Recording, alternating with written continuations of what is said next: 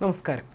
അമേരിക്കയും ഇറാനും തമ്മിൽ പാകിസ്ഥാനിലെ സമാധാന ചർച്ചകൾ പുരോഗമിക്കവേ ഇറാനിലേക്ക് ചൈന ആയുധങ്ങൾ അയക്കുന്നുവെന്ന റിപ്പോർട്ടുകളിൽ കടുത്ത മുന്നറിയിപ്പുമായി US. President Donald Trump. China അത്തരമൊരു നീക്കം നടത്തിയാൽ അവർ വലിയ പ്രത്യാഘാതങ്ങൾ നേരിടേണ്ടി വരുമെന്നാണ് ശനിയാഴ്ച വൈറ്റ് ഹൗസിന് പുറത്ത് മാധ്യമപ്രവർത്തകരോട് സംസാരിക്കവേ ട്രംപ് മുന്നറിയിപ്പ് നൽകിയത്. ഹോർമുസ് കടലിടുക്ക് തുറന്നു കൊടുക്കുകയാണ് തന്റെ അടുത്ത ലക്ഷ്യമെന്ന് വ്യക്തമാക്കിയതിനൊപ്പം നാറ്റോ സഖ്യത്തെ പരിഹസിക്കാനും ട്രംപ് മറന്നില്ല. ഞങ്ങൾ അവരുടെ നേതാക്കളെ പരാജയപ്പെടുത്തി. ആ നേതാക്കളെല്ലാം ഇപ്പോൾ കൊല്ലപ്പെട്ടു കഴിഞ്ഞു. ഇനി ഞങ്ങൾക്ക് ചെയ്യാനുള്ളത് കടലിടുക്ക് തുറന്നു കൊടുക്കുക എന്നതാണ്. യഥാർത്ഥത്തിൽ ഞങ്ങൾക്കതിൻ്റെ ആവശ്യമില്ല. പക്ഷേ ലോകത്തെ മറ്റു പല രാജ്യങ്ങളും അത് ഉപയോഗിക്കുന്നുണ്ട്. അവരാകട്ടെ ഒന്നുകിൽ ഭീരുക്കളോ അല്ലെങ്കിൽ ദുർബലരോ അതുമല്ലെങ്കിൽ പിശുക്കന്മാരോ ആണ്. അതെന്താണെന്ന് എനിക്കറിയില്ല. പക്ഷേ ഒന്ന് മാത്രം എനിക്ക് പറയാൻ കഴിയും: നാറ്റോയുടെ ഭാഗത്തു നിന്ന് ഞങ്ങൾക്ക് യാതൊരു സഹായം ലഭിച്ചിട്ടില്ലെന്നും ട്രംപ് പറഞ്ഞു. അടുത്ത ആഴ്ചകളിൽ ഇറാനിലേക്ക് ചൈന വിമാനവിരുദ്ധ പ്രതിരോധ സംവിധാനങ്ങൾ കൈമാറാൻ ഒരുങ്ങുന്നതായി വിവിധ മാധ്യമങ്ങൾ റിപ്പോർട്ട് ചെയ്തിരുന്നു. തോളിൽ വെച്ച് തൊടുക്കാവുന്ന മിസൈലുകൾ ചൈന മൂന്നാം രാജ്യങ്ങൾ വഴി ഇറാനിലേക്ക് എത്തിക്കുന്നുവെന്നാണ് യു.എസ്. രഹസ്യാന്വേഷണ ഏജൻസികളെ ഉദ്ധരിച്ച് ന്യൂയോർക്ക് ടൈംസും CNN-ഉം റിപ്പോർട്ട് ചെയ്തത്. എന്നാൽ ഈ ആരോപണങ്ങൾ വാഷിംഗ്ടണിലെ ചൈനീസ് എംബസി നിഷേധിച്ചു.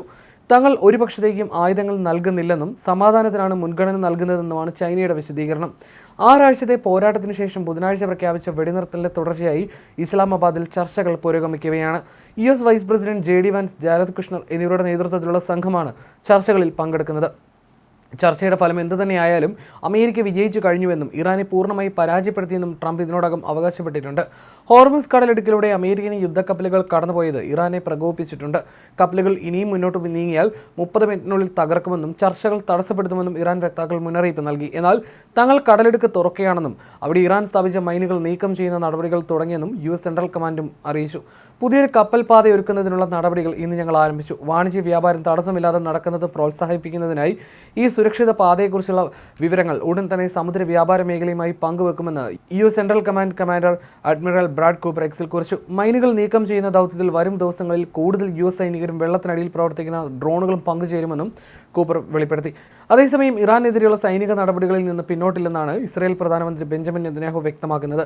ഇസ്രായേൽ പ്രതിരോധ സേന വലിയ നേട്ടങ്ങൾ കൈവരിച്ചിട്ടുണ്ടെങ്കിലും പോരാട്ടം അവസാനിച്ചിട്ടില്ലെന്ന് അദ്ദേഹം കഴിഞ്ഞ ദിവസം പുറത്തുവിട്ട വീഡിയോ സന്ദേശത്തിൽ വ്യക്തമാക്കി.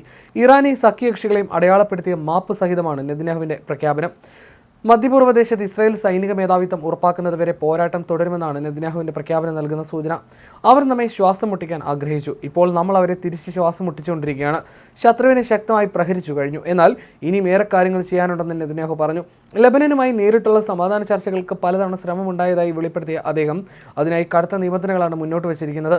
ഹിസ്ബുള്ളയെ പൂർണ്ണമായും നിരായുധരാക്കുക, കരാർ തലമുറകളോളം നിലനിൽക്കുന്ന യഥാർത്ഥ സമാധാന ഉടമ്പടിയായിരിക്കുക എന്നിവയാണ് ഇസ്രായേലിന്റെ പ്രധാന ആവശ്യങ്ങൾ.